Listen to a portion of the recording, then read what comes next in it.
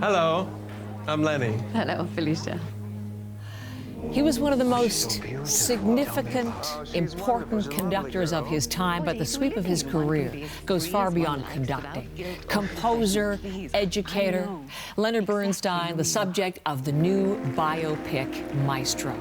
It's Bradley Cooper who stars and directs this movie. It's the music, but it is the love story as well between Lenny and his wife, Felicia. Oh my goodness, let's listen into just a little bit. There's a price for being in my brother's orbit, you know that.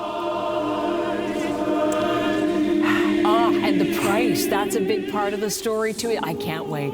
Okay, enough. We bring in Eli right away. Yeah. I have been anticipating this movie all film season, and here it's finally arrived. And I'm hearing the music. I just want to stop and watch. I know. And I've already seen it like multiple times. Really? I have. And let me tell you something that is so remarkable.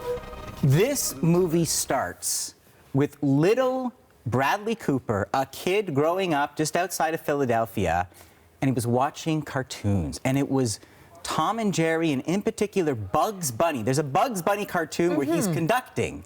And that was the gateway. That was the vector. There it is, right? Seeing Bugs do his thing inspired Bradley Cooper. At 8 years old, he asked Santa for a baton. He would stand in his room putting on records by Leonard Bernstein, waving his arms about, imagining himself in front of the orchestra, and then imagine, decades later, Steven Spielberg says, you know, so I've been working on this film about Leonard Bernstein, and he sees the remarkable directing and performance in A Star Is Born, and says, okay, Cooper, we need to talk. And Cooper says, well, funny you mention that, because he'd happened to have been a lifelong fan of the man whose baton he was about to pick up. Isn't it? So that's the backstory. That's the backstory. That's led to Maestro, out on Netflix, out in the theaters too. But how do you cover the sweep of Bernstein's influence? I mean, what's the timeline this looks at? So the timeline is this big and more, right? We're talking, I think, 43 to 1989, but the way they do that is vignettes. So moments, snapshots, meetings here and there, almost like music notes on a page. You get all these little ideas, these little happenings, and they add up to what is basically, I think, a cinematic symphony of, you talked about the cost, a complicated kind of love. So we start in the beginning.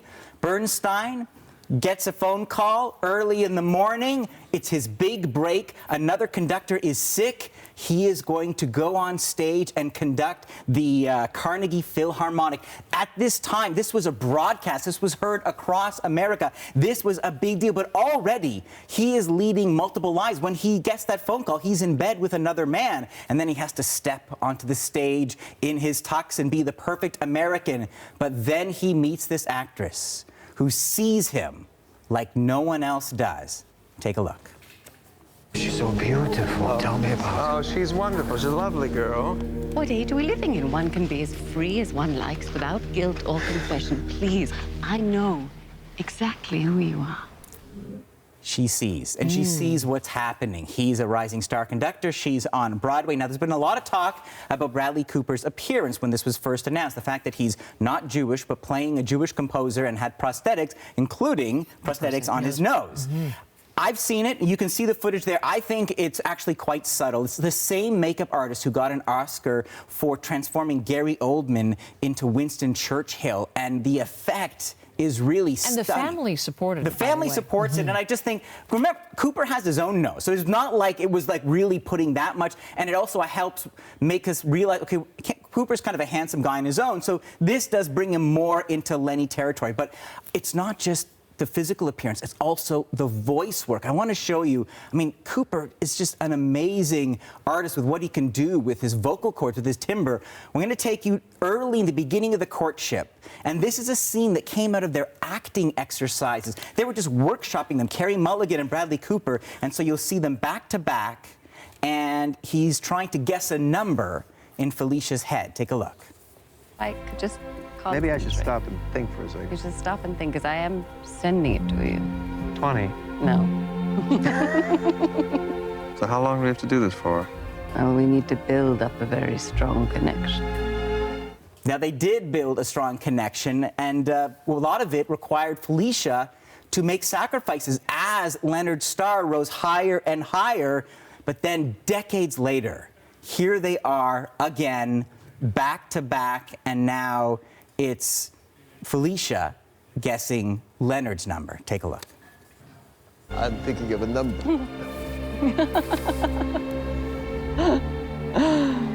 Oh, I don't know. 9. No. 5. No, you have to think.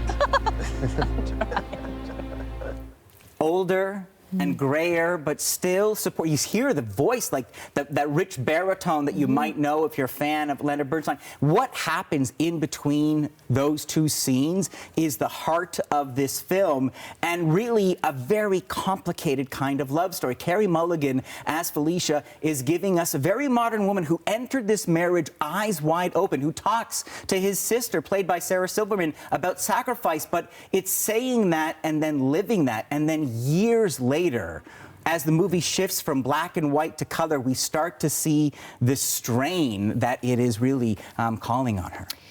Not only that I'm enraptured by listening to you here, but I'm also enjoying in all of the trailer scenes that we look into. Mahler's coming through, Mahler's fifth. The music of this film must be extraordinary. So, two amazing things. One is, like, this doesn't give you a lot of insight into actually his process, but what the masterstroke that Cooper had is he's using Leonard Bernstein's own music, his famous electric orchestral scores from West Side Story, from Candide and more, to accompany those moments of their life together. And so this is the greatest example in the 70s. This is the real deal. This is the actual performance of Mahler's Second Symphony. He trained with Yannick Nézet-Séguin, a conductor from Montreal, learning how to be Leonard, learning how to be a conductor. No easy feat. And so there's the rehearsal footage where you can see that's Yannick, and that is the actual London Symphony Orchestra.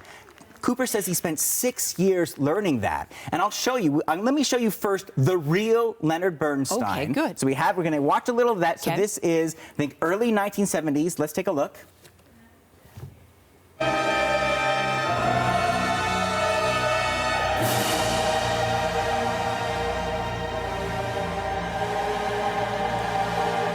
Amazing. You see that sense of joy, that bliss. It's almost transcendent. And now, let's cue it up, and we're going to watch the recreation, Cooper directing the actual London Symphony Orchestra in the film. Let's take a look.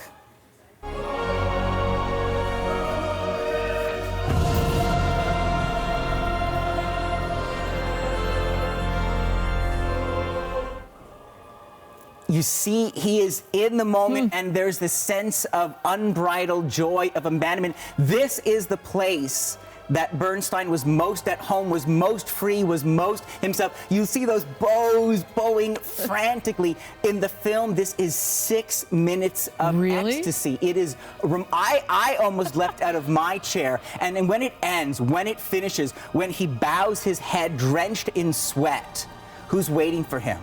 As always, the woman in the wings. There she is, Felicia, embracing him, because this was his truth. This was him at his most pure. It is remarkable. It is in theaters now in Toronto and Vancouver. It will be on Netflix December 20th. See it on the biggest screen you can, or jam your head up to the speakers in your living room so you can feel what he felt. And all of that to build up to this moment. This is Eli's number.